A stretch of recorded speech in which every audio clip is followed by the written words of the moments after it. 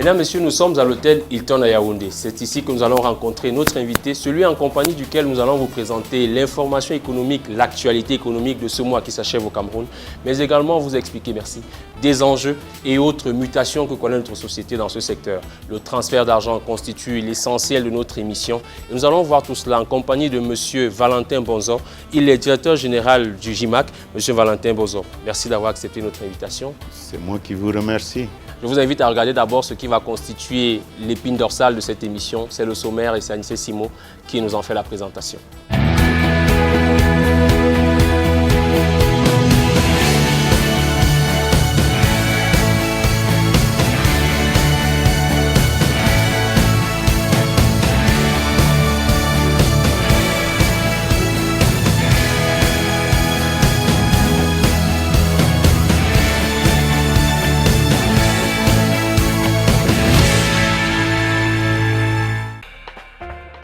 Forgé au cœur des montagnes, au sein d'une famille de 100 frères et sœurs, il a dû batailler pour exister, pour devenir un leader.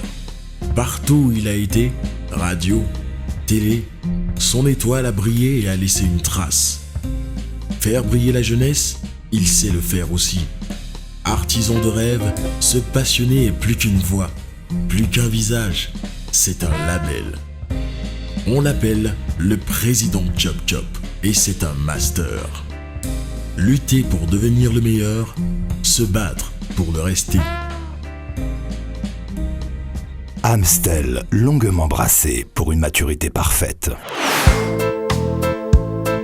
Au sommaire de ce 6e épisode de votre grand mensuel économique télévisé, le tour d'horizon de l'actualité économique de ce mois nous conduit à l'école de l'entreprise du JICAM pour sa première rentrée académique. Puis dans l'industrie du ciment au Cameroun, le pays veut se positionner bientôt comme le plus gros producteur d'Afrique centrale. On parlera aussi de la mise en eau partielle du barrage de Lampanga. Stratégie vous propose également une lecture économique du dernier réaménagement gouvernemental de Paul Biya. Analyse et avis dans cette émission. Le grand repentage vous est servi à la vitesse sans cesse croissante du transfert d'argent. Le marché est en pleine expansion avec l'arrivée des nouveaux acteurs et la révolution de la banque mobile. État des lieux et stratégies déployées par les opérateurs pour faire face à la concurrence. L'industrie de l'hôtellerie, parlons-en. Les affaires sont moroses en raison de l'insécurité instaurée au nord Cameroun par la secte islamiste Boko Haram. Cependant, les CAN de football de 2016 et 2019 devraient constituer des raisons d'espoir pour un regain d'activité. C'est l'objet de notre reportage.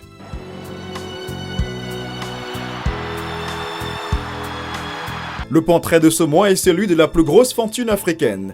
Ce Nigérian vient de réaliser un investissement en béton au Cameroun. C'est un touche-à-tout et tout ce qu'il touche est une réussite. Aliko Dangote, le serial winner. Valentin Bonzo est le directeur général du groupement interbancaire monétique de l'Afrique centrale.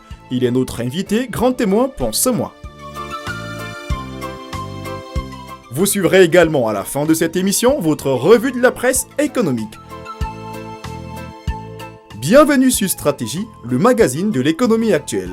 Merci d'avoir accepté d'être notre invité pour cette édition du magazine Stratégie. C'est la 6e édition.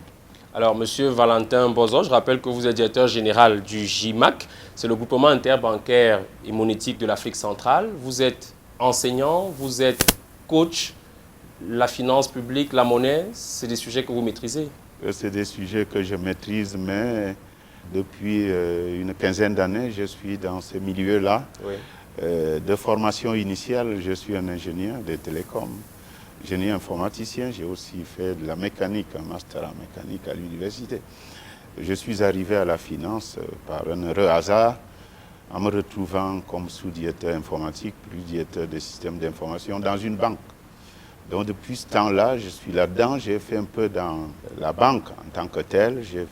J'ai transité donc plus après vers les projets de la réforme des systèmes et moyens de paiement de la Banque centrale, où j'ai donc embrassé les volets systèmes et moyens de paiement, dont particulièrement la monétique, oui, depuis les années 2004.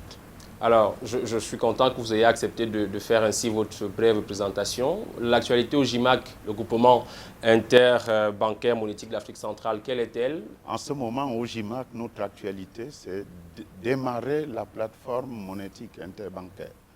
Faire en sorte qu'à travers une carte locale, on a baptisé carte GIMAC, le citoyen lambda d'un coin de la CEMAC, de pays en pays ou d'une ville à une autre, puisse avoir un outil lui permettant dans toutes les banques du réseau de pouvoir tirer de l'argent sur des guichets automatiques de banque et éventuellement de pouvoir effectuer des achats sur les terminaux de paiement placés auprès des commerçants. Et au lieu du transfert, de parler du transfert, oui. C'est aussi un mode de gestion, de mise à disposition de l'argent très rapide. Alors, à quand ces premières cartes elles sont déjà disponibles et pour ne pas faire de publicité dans une banque du Cameroun, elles sont déjà fonctionnelles. Merci M. Valentin Bozon encore d'avoir accepté notre invitation. Pendant toute cette émission, nous allons profiter de votre expertise. Je vous invite à regarder d'abord le reportage que nous avons préparé sur l'actualité économique. C'est précisément le tour de l'actualité économique que signe Merveline Tapi.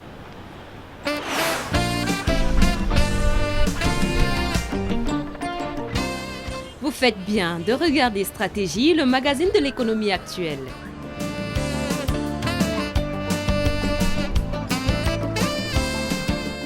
Des nouvelles de la rentrée académique à l'entame de cette actualité économique du mois. L'innovation nous vient du groupement interpatronal du Cameroun, GICAM, avec la mise sur pied effective de l'école de l'entreprise. Pour cette rentrée académique 2015-2016, l'établissement débute avec 2 programmes. Une licence professionnelle en management des PME-PMI et un master professionnel dans diverses spécialités. Le démarrage des cours est prévu le 9 novembre prochain au siège du GICAM à Douala, en attendant la construction des bâtiments qui abriteront cette école. Pendant que les étudiants renouent donc avec les amphis, les ouvriers s'activent à Lompangar. L'on a procédé le 24 septembre dernier à la mise en eau partielle du barrage. Une procédure qui vise à réguler le débit d'eau du fleuve Sanaga et augmenter la capacité de production de l'énergie des barrages d'Edea et Songloulou, ceci d'au moins 80 MW dans un premier temps et de plus de 170 MW à la fin du processus. Selon les experts, l'autre grand avantage de cette mise en eau partielle, c'est qu'elle va résorber le problème de délestage que vivent les populations en ce moment. Ce remplissage partiel permettra également de stocker 3 milliards de mètres cubes d'eau à la fin de la mise en eau définitive, prévue en juillet 2016, tel que le précise Théodore Sangou, directeur général d'Electricity Development Corporation, EDC. De l'énergie, on passe au secteur du ciment. La production annuelle au Cameroun estimée à 5,6 millions de tonnes d'ici 2017, ceci du fait de la multiplication des cimenteries. La nouvelle cimenterie Dangote Cement, inaugurée le 27 août dernier à Douala, en est l'un des maillons forts. Dotée d'une capacité de production de 1,5 million de tonnes, cette usine représente un investissement d'un montant de 50 milliards de francs CFA. Construite sur les berges du fleuve Vouri par le milliardaire nigérien Aliko Dangote, Dangote Cement projette de capter 30% du marché camerounais pour le compte de l'année en cours. L'homme le plus riche d'Afrique ambitionne ainsi de conquérir toute la région d'Afrique centrale à partir du Cameroun, en construisant sa seconde usine camerounaise de production à Yaoundé avec la même capacité de production que Douala. Un autre producteur qui fait son entrée dans le marché camerounais du ciment, c'est le Turc Eren Holding à travers sa filiale locale Metsem Cameroun. Sa capacité de production annuelle est estimée à 600 000 tonnes.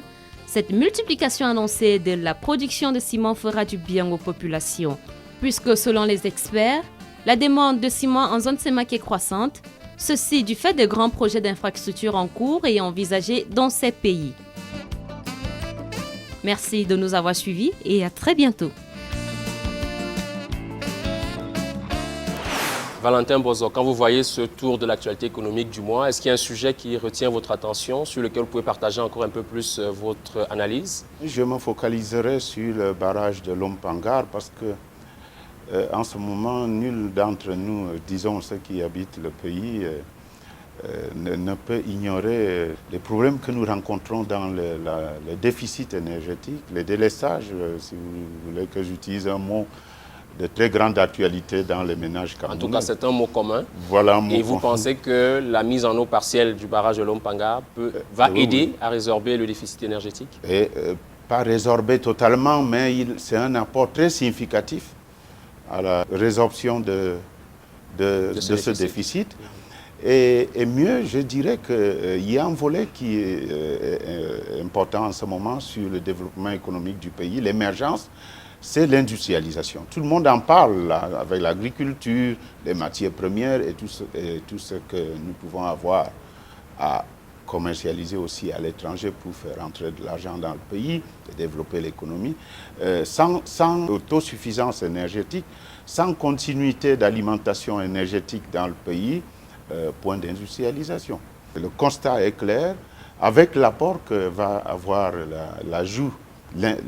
l'adjonction dans le circuit énergétique de la production de Lompanga, je crois que la partie sud du pays, si ce que j'ai lu est pertinent, et même un certain nombre de gens au-delà de la capitale et en montant vont pouvoir être soulagés. Et pour nos industries naissantes, ce serait très bien, et même pour le quotidien. Les hôpitaux, que sais-je encore, même le social, sans électricité, ce ne serait pas facile de continuer d'accentuer cette émergence à laquelle appelle le président de la République en 2035. Le chef de l'État dont vous parlez également dans l'actualité ce mois, M. Mbozo, puisqu'il a procédé à un réaménagement du gouvernement, ce que d'aucuns ont d'ailleurs appelé un remaniement économique. Pourquoi cela? Voici la lecture que nous en fait la rédaction de Stratégie. Je vous invite à regarder. Excepté la question de la lutte contre la secte islamiste Boko Haram, à laquelle il a progressivement consacré un fleuve ininterrompu de discours offensifs, constant a été au cours des 2 dernières années l'engagement du président Paul Biya à prendre en compte les problématiques économiques dans chacune de ses adresses à la nation. Comme on peut le constater, notre économie reprend des couleurs. Et une sorte de consensus national est perceptible sur l'objectif de l'émergence.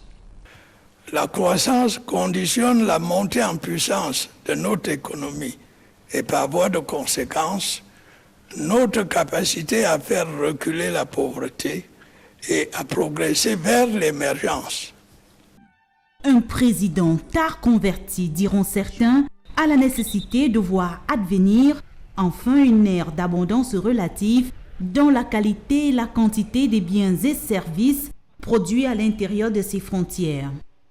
Homme de pouvoir ainsi mis au défi en son palais d'étourdis de devoir répondre avec audace à la multiplication et à la complexification des attentes sociales et fonctionnelles de toutes sortes. Défi du monde nouveau dont le dernier réaménagement du gouvernement entrepris après une période de longue attente, tend à prouver combien il lui tient désormais à cœur de prendre au sérieux la gouvernance économique de son pays. Ainsi, à l'arithmétique de première évidence, c'est quasiment tous les départements ministériels en charge de ces questions-là que le président a passé en revue. Preuve sans doute de la taille et de la nature des questions qui tourbillonnent aujourd'hui plus que jamais dans sa tête, de jour comme de nuit, lui demandant avec insistance comment faire pour faire advenir cette prospérité tant désirée, tant questionnée. La politique des grands projets ne s'est pas traduite par un dynamisme, une sorte de vigueur retrouvée de l'économie du Cameroun. On a l'impression que le pays va se développer sur la base des grands projets.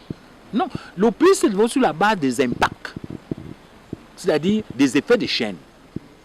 Pour prendre la mesure de ces immenses défis, le président n'y est donc pas allé de main morte.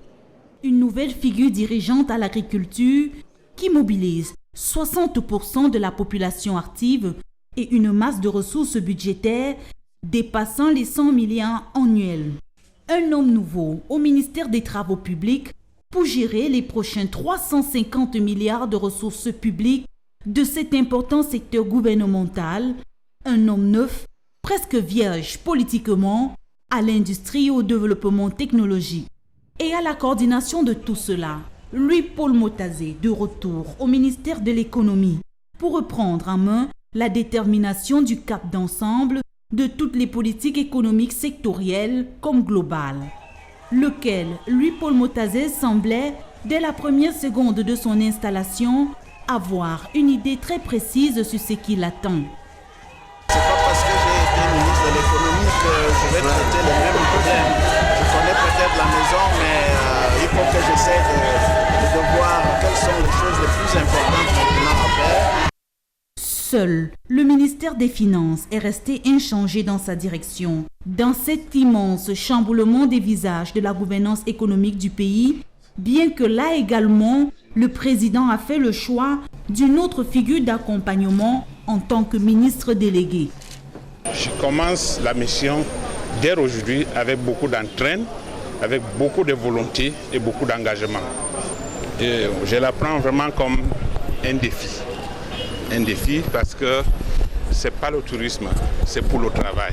Et j'y pars pour commencer avec une approche très pragmatique comme on connaît. Et ce n'est pas tout. Pour compléter le dispositif de ce qui a tout l'air d'une équipe en mission commando, Paul Biya fait venir à l'animation et à la coordination de l'action gouvernementale un profil aux accents économiques tout prononcés. Séraphin Fouda, qui fut pendant une décennie durant son plus proche conseiller en charge de ce genre de questions en son palais d'études. Un homme présenté comme pondéré, à qui il faudra sans doute beaucoup de doigté pour aider à orienter les choix publics dans un contexte dont beaucoup critiquent l'illisibilité des orientations générales. Le modèle économique ne s'entend pas sans l'articulation institutionnelle du pouvoir politique.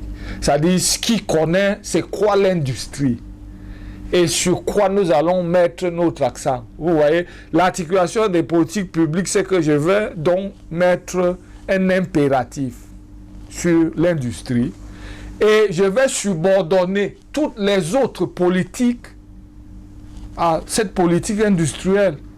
Paul Biya, l'économiste, devrait-on conclure à l'issue du dernier remaniement. Paul Biya et son équipe de mousquetaires pour faire advenir qui l'agriculture de troisième génération dont on parle à fleuve de slogans, qui des infrastructures routières de niveau satisfaisant, qui une série de projets structurants dignes d'une économie en quête d'émergence et qui une coordination de l'action gouvernementale qui fait clairement apparaître la claire hiérarchie des priorités en faveur de l'émergence. Des défis qui sont bien loin d'être gagnés par le nouveau quintet. Monsieur Mbozo, est-ce que vous faites la même lecture économique que nous de ce réaménagement du gouvernement? Dans un certain sens, oui. Quel est-il, ce sens? Le sens que les ministères à forte influence économique qui ont été impactés par ce réaménagement. Vous direz également que c'est l'illustration d'un choix stratégique? Oui, je serai aussi de cet avis. D'autant plus que le président a parlé il y a un certain moment d'un ralentissement de l'accentuation des processus devant nous mener à l'émergence. Pour ne pas dire des choses très fortes, il a parlé d'un peu d'inertie. Sans être dans les secrets du prince, parce que le président de la République a sa lecture de la chose que nous n'avons pas. Mais je pense qu'il est permis de dire qu'il a voulu remobiliser le secteur économique, le ministère à caractère économique. Et c'est un bon point pour l'économie camerounaise. On peut espérer une accélération sur les chantiers ou une meilleure réalisation? Au vu des engagements avec le peuple et des engagements avec les organismes internationaux, de la compétition que se livrent les pays maintenant vers l'émergence et le développement, j'ai envie de penser, je pense qu'il est permis de lire dans ce réaménagement une volonté du président de la République d'aller très vite vers ses objectifs et ses engagements vis-à-vis du peuple. Il lui tient à cœur permanemment Le volet prospérité, il en a parlé dans tous ses... Prospérité économique. Oui, prospérité économique. Je crois qu'il s'est beaucoup penché sur le devenir des Camerounais, la prospérité et évidemment la croissance. Quand on dit prospérité économique, les Camerounais voient l'argent, ils sont habitués à manipuler du cash, mais également, et vous le savez mieux que nous, les échanges d'argent entre les personnes sont très répandus. C'est d'ailleurs notre quotidien. Et là, on a pu observer que le transfert d'argent a fait son entrée dans les habitudes de la transaction économique. Mais plus encore, on observe aujourd'hui que le mobile intervient. C'est un boom qui est apporté, ainsi pensons-nous, au business du transfert d'argent parce que c'en est un. Il y a un état des lieux qui est dressé de cette question. C'est le dossier de cette édition, Monsieur Mbozoy. Je vous invite donc à regarder ce grand reportage. C'est la première partie. Jean-Vincent Ténéum dresse ici l'état des lieux du marché du transfert d'argent au Cameroun. Nous regardons. Le marché mondial des transferts d'argent internationaux entre particuliers génère des chiffres à donner le tournis. Il devrait s'élever à 636 milliards de dollars en 2017, selon la Banque mondiale. En Afrique, ce sont près de 60 milliards de dollars qui sont déversés sur le continent chaque année, ce qui signifie que les Africains migrants sont les premiers pourvoyeurs de devises en faveur de leur continent.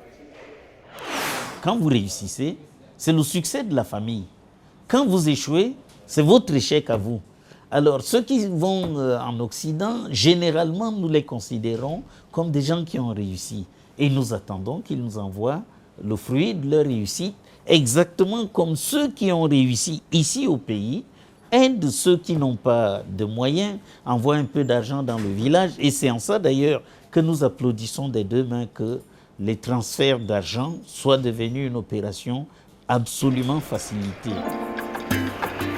Un problème de fond subsiste, le coût de ces transferts vers l'Afrique est exorbitant. Alors que la moyenne mondiale se situe actuellement autour de 7%, il n'est pas rare de constater des taux autour de 20% en Afrique, ce qui constitue un préjudice à la fois pour ceux qui envoient et ceux qui reçoivent.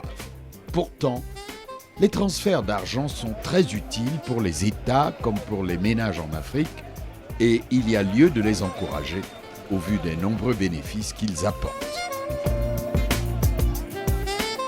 C'est pour cela que le G8, regroupant les pays les plus riches du monde, a décidé d'agir pour faire baisser les coûts du transfert d'argent. La France a créé, depuis 2007, l'Observatoire des coûts d'envoi d'argent à l'étranger via un site internet envoidargent.org dont le principal objectif est d'encourager la transparence des coûts et une meilleure connaissance des modalités de transfert.